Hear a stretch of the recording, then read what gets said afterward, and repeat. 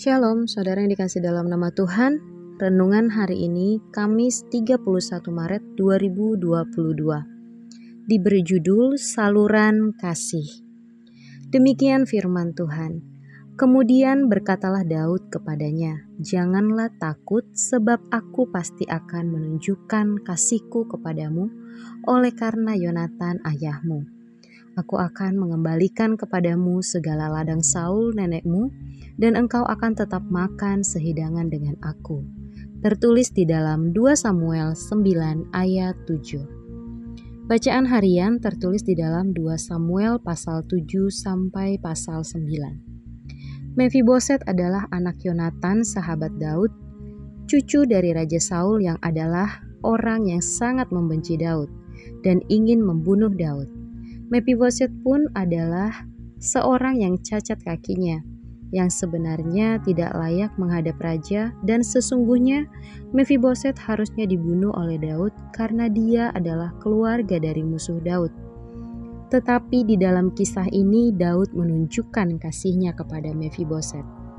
Perlakuan istimewa diberikan Daud kepada Mefiboset begitu luar biasa.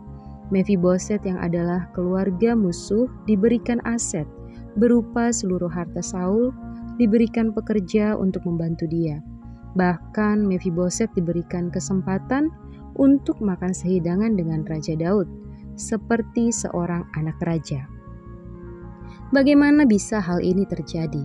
Dikarenakan Daud telah lebih dulu menerima kasih Tuhan yang bahkan lebih besar dari apa yang Daud lakukan kepada Mefiboset. Daud menerima kasih yang besar dari Tuhan sehingga Daud begitu bersyukur kepada Tuhan. Daud sama seperti Mefiboset yang merasa tidak layak menerima perlakuan yang begitu istimewa. Tertulis dalam 2 Samuel pasal 7 ayat 18, 9 ayat 8. Hal inilah yang Daud lakukan terhadap Mefiboset. Mefiboset yang tidak layak menerima kebaikan Daud, tapi Daud memberikan kasihnya kepada Mefiboset. Daud menyebutnya kasih yang daripada Allah. Tertulis dalam 2 Samuel pasal 9 ayat 3.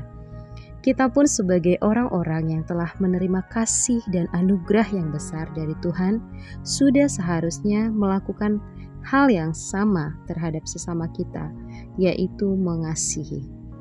Yesus adalah teladan kasih yang sempurna. Yesus pun ada di dalam kita. Dia telah menyatakan kasih-Nya kepada kita. Melalui salib, Yesus mengampuni dan menerima kita apa adanya. Yesus mau bersekutu dengan kita dan memberkati kita.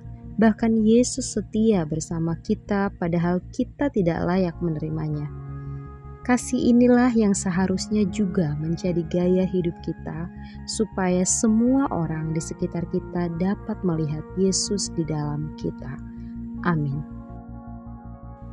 Refleksi hari ini, apakah sulit mempraktekkan kasih kepada sesama? Renungkanlah kasih yang telah Anda terima dari Tuhan. Power statement. Kita mengasihi bukan supaya dikasihi, tapi karena kita telah menerima kasih dari Allah. Mari kita berdoa. Tuhan, ini hidupku, pakailah untuk menjadi saluran kasih-Mu, supaya Engkau dimuliakan. Dalam nama Yesus, amin.